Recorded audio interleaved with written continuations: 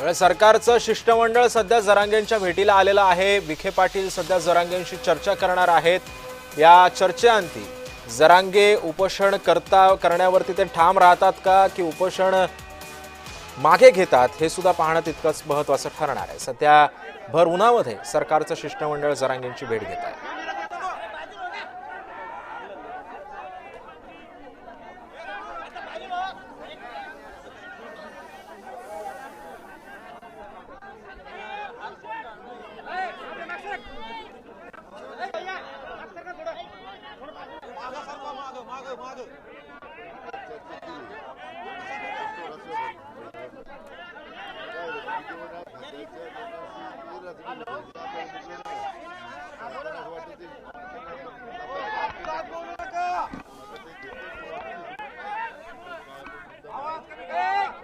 सरकारचं शिष्टमंडळ सध्या जरांगेंच्या भेटीला आलेलं आहे। मनोज जरांगेंच्या उपोषण स्थळी राधाकृष्ण विखे पाटील सरकारचा निरोप घेऊन आलेले आहेत।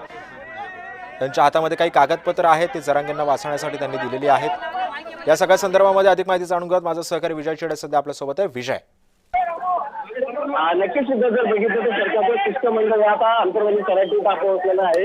मनोज जरांगे पाटील यांच्या उपोषणाची घोषणा केली त्यानंतर 10 वाजेपासून बघितलं जरांगे पाटील त्याच्या उन्हामध्ये उपोषणाला बसले होते। त्या ठिकाणी मोठा पाठिंबा जो आहे तो समाजाचा त्यांना या ठिकाणी मिळत आपल्याला पाहायला मिळत होतं। मात्र मनोज जरांगे पाटील यांनी उपोषण करू नये अशी भूमिका जी आहे ती आता सरकारच्या शिष्टमंडळाने घेतल्याची पाहायला मिळते। त्याच पार्श्वभूमीवरती मंत्री राधाकृष्ण विखे पाटील हे सरकारचा निरोप घेऊन अंतर्गत समितीत दाखल झालेले आहेत आणि जरांगे पाटलांना आता त्यांनी लेखी स्वरूपाचा काय मसुदा आणलेला आहे हे देखील वाचून दाखवत असलेलं आपल्याला पाहायला मिळतं। सध्या काही कागदपत्र जे आहेत ते मनोज जरांगे पाटील वाचत असलेलं आपल्याला पाहायला मिळत आहे। त्या मनोज जरांगे पाटील ज्या विविध मागण्या मांडल्या त्या मागण्या नेमकी कोणत्या होत्या त्याच्यावरती देखील आता चर्चा करण्यात आली। या बाबतीत सरकारने कोणकोणत्या मागण्यावरती सकारात्मक आहे या बाबतीत देखील आपण पाहिलं तर राधाकृष्ण विखे पाटील डाटा घेऊन आले, कारण काल अनेक ठिकाणच्या नोंदी बाबतीत मनोज जरांगे पाटील यांनी अक्षर नोंदवली होती।